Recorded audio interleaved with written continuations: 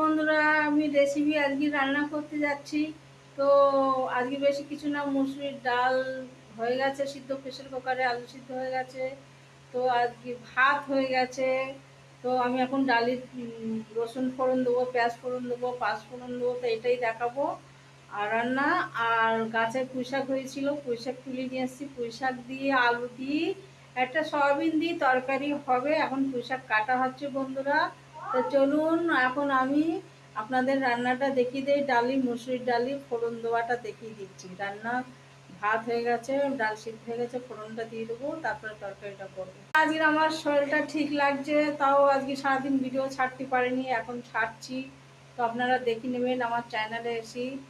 তা চলুন আমার সাথে, আমি মুসুরির ডালটা ফোড়ন দিয়ে দেই, দেখিয়ে দেই একবার। এখন আমি পুঁই শাক কাটা হয়ে গেছে এখানে।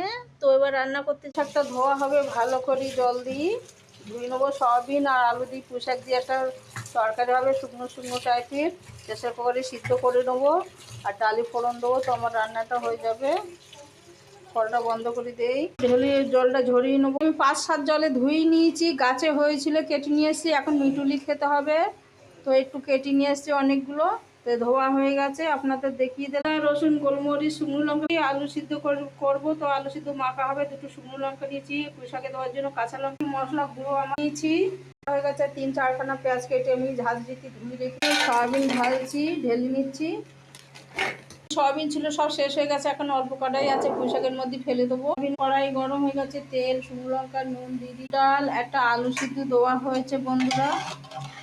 দেখুন আলুটা সিদ্ধ হয়ে গেছে, ডাল সিদ্ধ হয়ে গেছে। আমি প্রেসার কুকারে রান্না করি, তাড়াতাড়ি হয়ে যায়। কুকারে এই জন্য রান্না করি, তাড়াতাড়ি হয়ে যায় বন্ধু। এখানে ভাত রান্না হয়ে গেছে, আপনাদের দেখিয়ে দিচ্ছি। পাঁচ ফোড়নটা দিয়ে দিলাম, আর রসুন থেতো দিয়ে দিচ্ছি, আর দিয়ে দিলাম, নাড়াচাড়া করে নিলাম।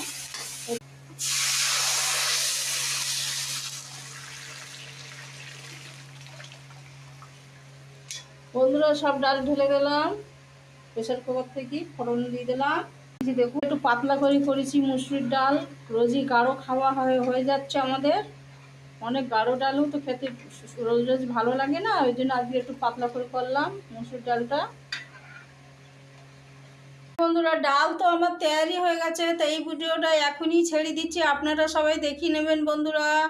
আর সবাই ভালো থাকবেন। আমার শরীরটা ঠিক ছিল না, আজকে ঠিক লাগছে। 2-3 দিন ধরে জ্বর হচ্ছিল, সর্দি কাশি হয়েছিল, কাশি হয়নি, সর্দি হয়েছিল, বুকে শ্বাসকষ্ট হচ্ছিল, সর্দি জমি।